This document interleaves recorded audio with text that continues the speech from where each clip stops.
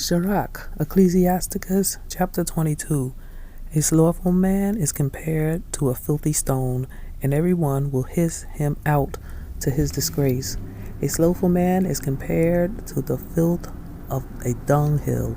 Every man that takes it up will shake his hand. An evil-nurtured man is the dishonor of his father that begat him, and a foolish daughter is born to his loss. A wise daughter shall bring an inheritance to her man, but she that lives dishonestly is her father's heaviness. She that is bold dishonors both her father and her man, but they both shall despise her. A tale out of season is as music in mourning, but stripes and correction of wisdom are never out of time. Whoso teaches a fool is as one that glues the potsherd together, and as he that wakens one from a sound sleep. He that tells a tale to a fool speaks to one in a slumber.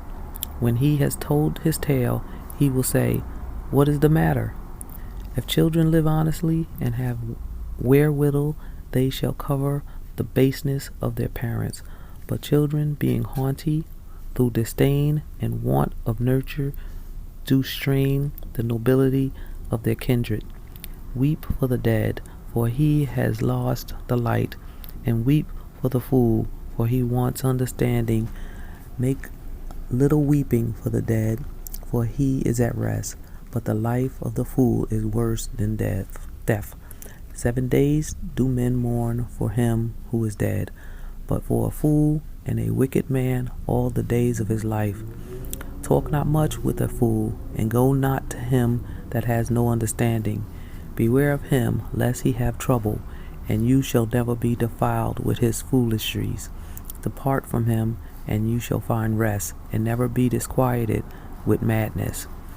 What is heavier than lead, and what is the name thereof but a fool? Sand and salt and a mass of iron is easier to bear than a man without understanding. As timber girt and bound together in a building cannot be loosened with shaking, so the heart that is established by advised counsel shall fear at no time. A heart settled upon a thought of understanding is as fair plastering on a wall of a gallery. Pails set on a high place will never stand against the wind, so a fearful heart in the imagination of a fool cannot stand against any fear. He pricks the eye will that makes tear to fall, and he that pricks the heart makes it to show her knowledge. Whoso casts a stone at the birds frays them away, and he that upbraids his friend breaks friendship. Though you drew a sword at your friend, yet despair not, for there may be a returning to favor. If you have opened your mouth against your friend, fear not, for there may be a reconciliation, except for upbraiding, or pride, or disclosing of secrets, or treacherous wound. As for these things, every friend will depart. Be faithful to your neighbor in his poverty, that you may rejoice in his prosperity. Abide steadfast unto him in that time, in his trouble, that you may be heir with him in his heritage.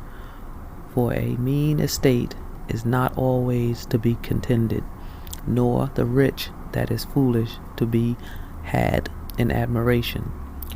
As the vapors and smoke of a furnace goes before the fire, so raveling before blood.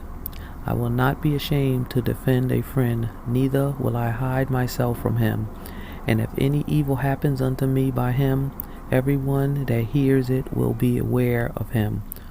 Who shall set a watch before my mouth, and a seal of wisdom upon my lips, that I may fall not suddenly by them, that my tongue destroys me not?